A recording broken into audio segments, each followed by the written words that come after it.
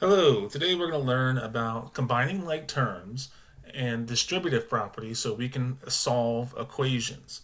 We learned this earlier in the year, but I think this would be great to review here at the end of the year so you guys will be ready for algebra next year. All right, so what do we have to remember? So variable terms have two parts.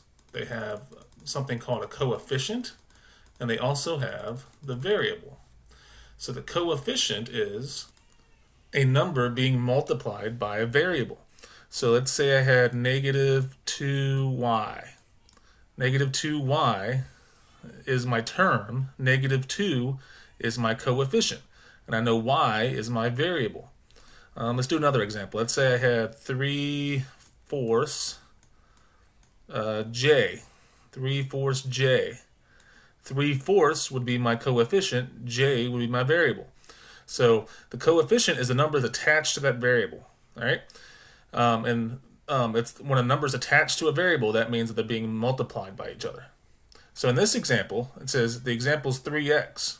So this 3 would be my coefficient. All right, 3 is a coefficient. It's the number that's attached to the variable. Right? So then it says 3x, so that makes x my variable. So 3 is my coefficient and x is the variable. Where it can get kind of confusing is in certain examples. So let's do this one. It says, what happens when there is not a number in front of the variable?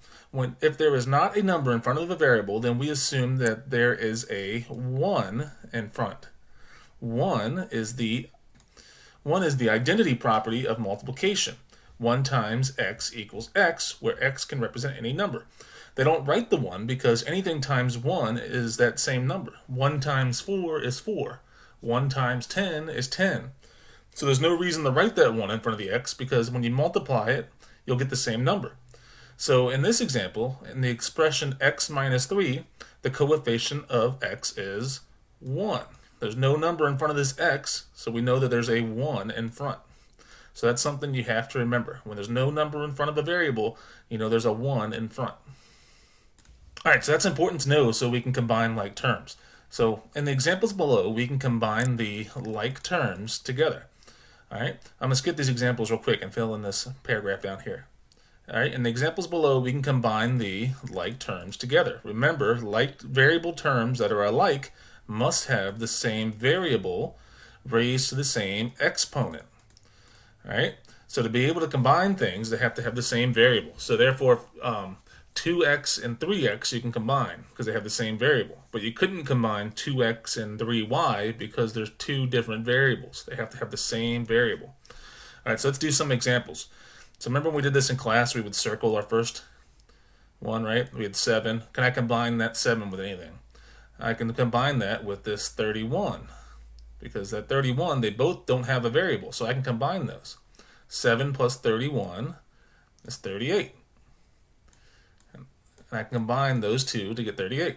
And I'm left with this x, this minus x. There's no other x's here, so I can't combine it with anything, so I just bring it down, and then that's my final answer for this one. 38 minus x. All right, example 2, I'm going to circle my first term, 23. Can I combine that with anything? I can combine that with this minus 10 because they both are just numbers. They don't have variables. So I do 23 minus 10 is 13. So then I look through to my next one. My next term is this j. Can I combine that j with anything? No, I can't because there's no other j's. So I just bring that down. So plus j. And then I look to my next term. I have this m. Can I combine that m with anything? Nope, because there's no other m's. So my final answer would be 13 plus j plus m. All right, so let's do another example. All right, so first one here, I'm going to circle this 9. Can I combine that 9 with anything? No, because that 9 is the only one that doesn't have a variable. So I'm just going to bring that down. So now I'm going to do my next one. I see I have a plus 2x. Can I combine that with anything? Yes, I see I have a minus x. And I know when there's a minus x and there's no number in front, it's really a 1. So it would be 2x minus 1x, which will give me 1x. And it's positive, so I put plus 1x. Or you could just put plus x. because that means the same thing as 1x. All right, let's try my next one. I see I have a 3j here. Can I combine that with anything?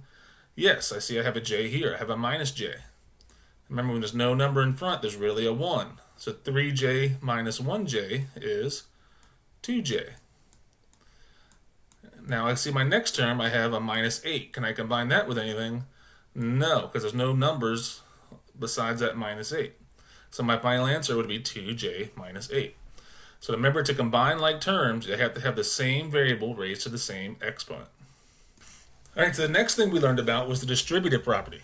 So remember, the distributive property says that you can multiply the number on the outside of the parentheses to all the terms on the inside of the parentheses.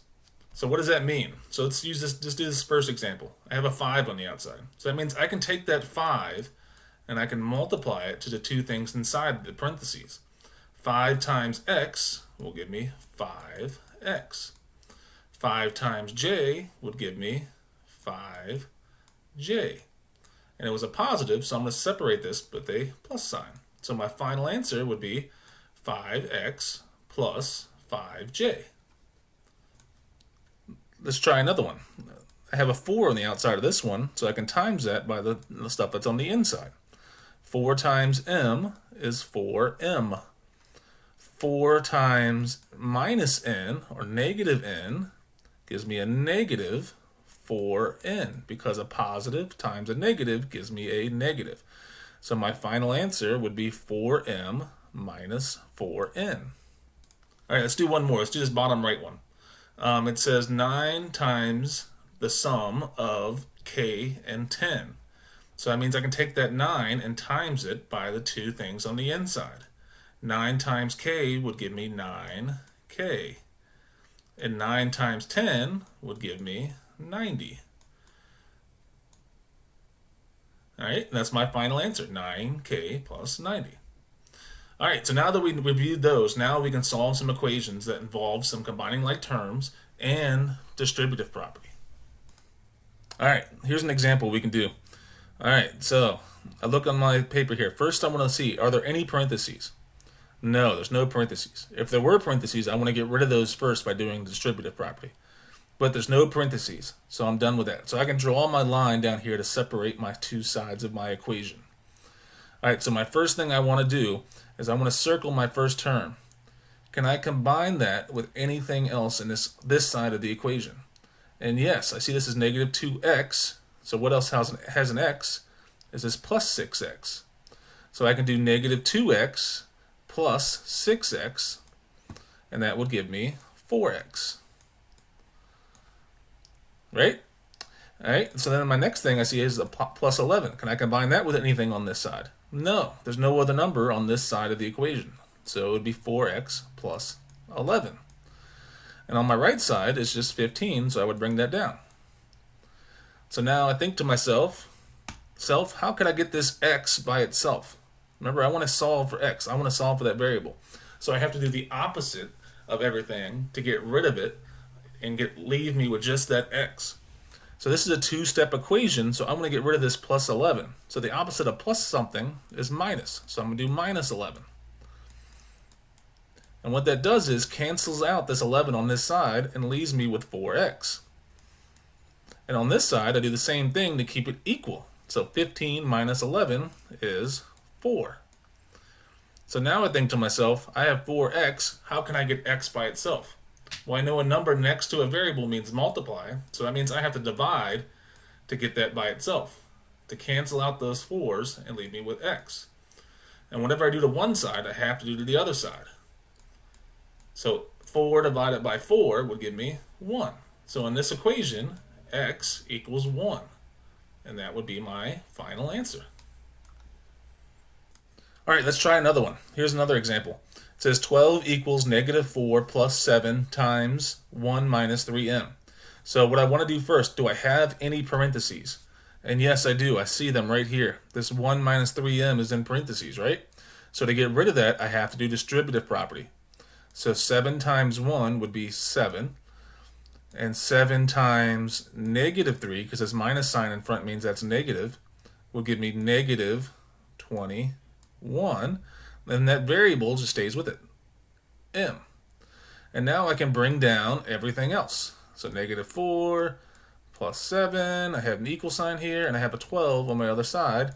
And now I can build my wall and continue to solve my equation. So now I want to say, what can I combine? So I look over here is just a 12. So I know that's just going to stay 12. Can I combine anything on the right side over here? I can, because I see I have a negative 4 and I have a 7. Those two are just numbers, right? So I can combine those. So just negative 4 plus 7 will give me 3. And I can bring down this, because there's nothing to combine it with. There's no other m's, so I just bring down 21m. So how can I solve for m here? I have to do the opposite to get this m by itself. So I see this is a positive 3, so to get rid of that, I have to do minus 3. 12 minus 3 is 9. 3 minus 3 cancels out. And that leaves me with negative 21m on this side. So now I want to get m by itself. I know this is negative 21 times m, so I want to do divide by negative 21. Divide by negative 21. These cancel out, and that leaves me with m on this side. And what's n divided by, or sorry, not n, what's 9 divided by negative 21? Well, let's try that in our calculator. 9 divided by 21 negative gives me negative 0.42857, a big, huge, long decimal. All right, so let's round it to 2 decimal places. So remember, for 2 decimal places, that means we look to the 3rd decimal place. 5 and above, we give it a shove. So since I see this is an 8, that means that 2 is going to get shoved up, because 8 is bigger than 5. 5 and above, give it a shove. So my answer would be negative 0.43. Negative 0.43 equals m. All right, let's try one last one. All right, so first thing I look for, do I have parentheses? Yes, I do. I have to get rid of those parentheses. Always get rid of the parentheses first. So I have to take that number on the outside of the parentheses and multiply it by the numbers on the inside of the parentheses. 3 times 6 is 18, and it's positive, so I'm going to put a plus in front. 3 times 3 is 9, and it's positive, so I'm going to put a plus in front. And this 3 has an n attached to it, so I'm going to put an n with that one. On this side, I still just have a 12, and I can also bring down this negative 5n that was in front here of our equation. So now I say, what can I combine? What can I combine here? So I see I have a negative 5n, and I have a plus 9n. So those n's I can combine. Negative 5n plus 9n will give me 4n. And then I can bring down everything else. So 4n plus 18 equals 12. So now it's a 2-step. I want to solve this to get n by itself. So I want to get rid of this plus 18. I have to do the opposite. So I have to do minus 18 to get rid of it. I'm going to do the same thing on the other side. 12 minus 18 is negative 6. And on my left side, I'm left with 4n. All right, so now I want to say, how can I get that n by itself? Well, I know this means 4 times n, so I want to divide by 4. Divide by 4. And that will leave me with n equals negative 6 divided by 4. So what's negative 6 divided by 4? So negative 6 divided by 4 equals negative 1.5. So my answer would be n equals negative 1.5. If you have any questions on how to solve equations with combining like terms or distributive property, please email me or see me during my office hours. Have a great day.